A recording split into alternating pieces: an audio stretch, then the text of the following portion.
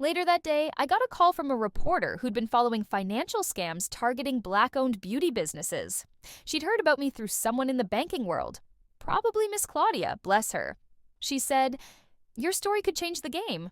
Want to go public?" I hesitated, because being public means being vulnerable again. But then I thought about the next nail tech who might ignore a red flag because he shows up in Dior and smiles soft. I said, "Let's talk." My midday client, Trina, came in for a marble fill-in and, mid-buffing, said, "Hey, I didn't want to say anything, but someone came to my shop last week asking about you, said they were a potential business partner. But the questions felt off." She showed me a pic she secretly snapped.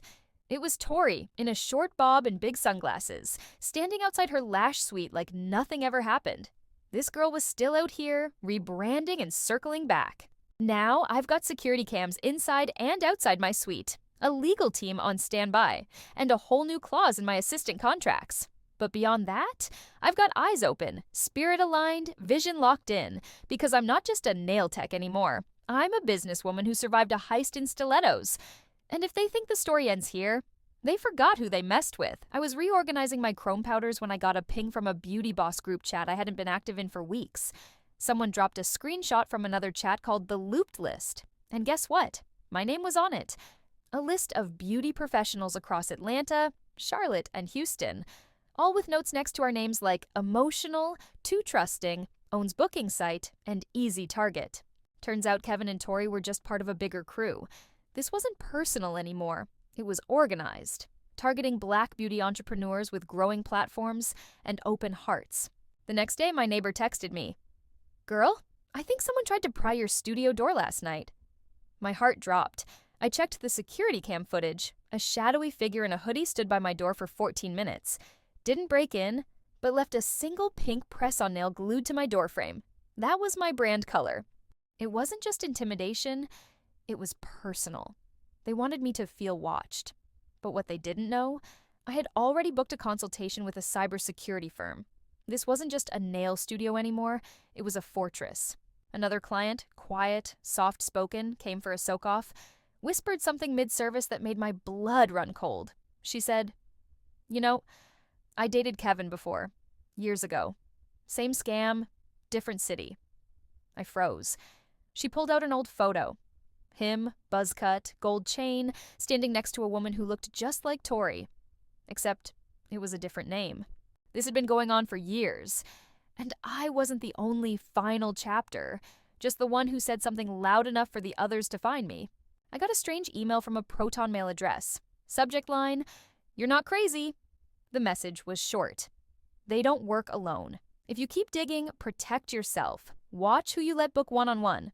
No name, no reply option, but attached, a blurry screenshot of what looked like a warehouse filled with labeled boxes.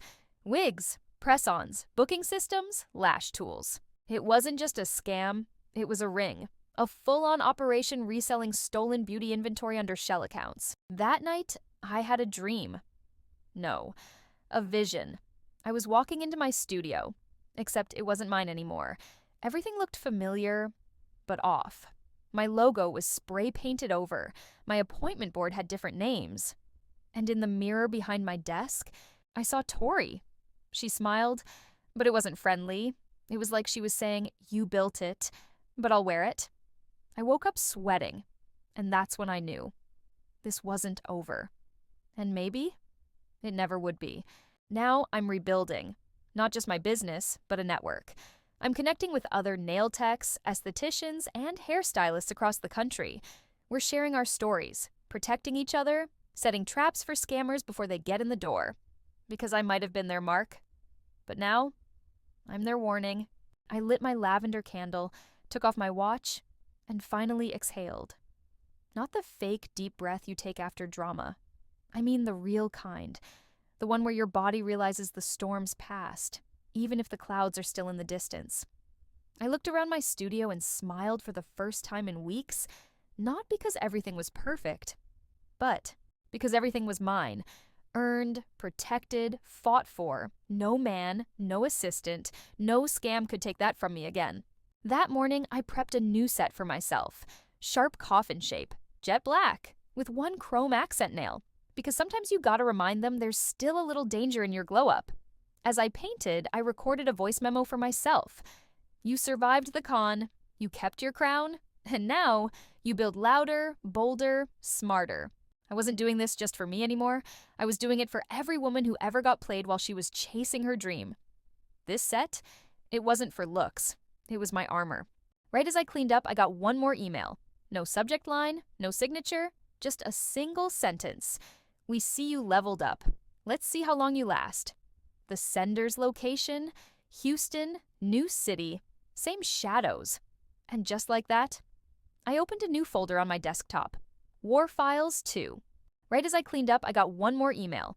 No subject line, no signature, just a single sentence. We see you leveled up. Let's see how long you last.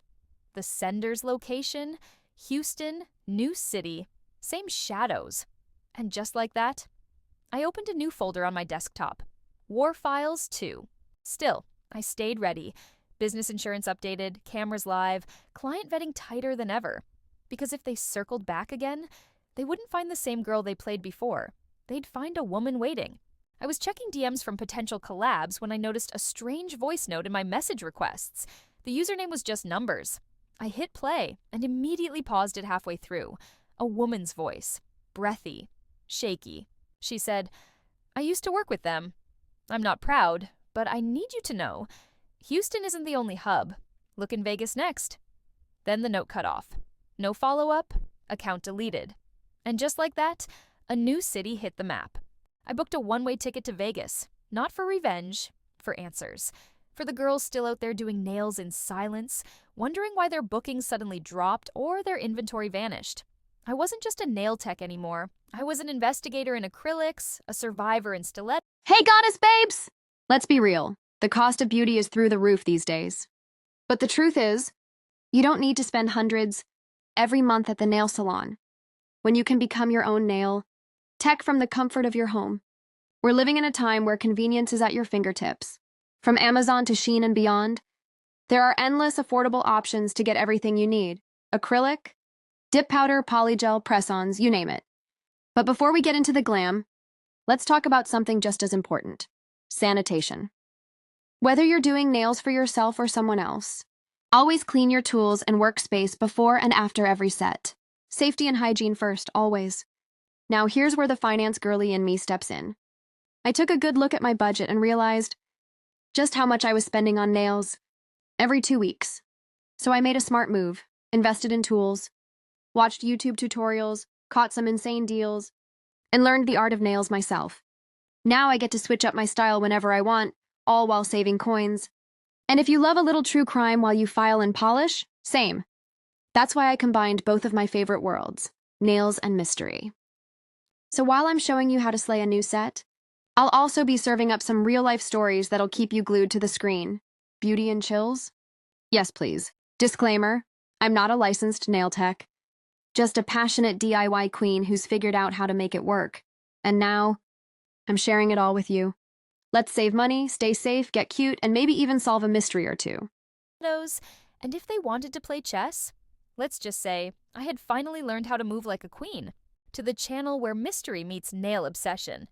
I break down chilling cases, shocking twists, and unsolved stories you won't stop thinking about. Unsolved mysteries. Missing.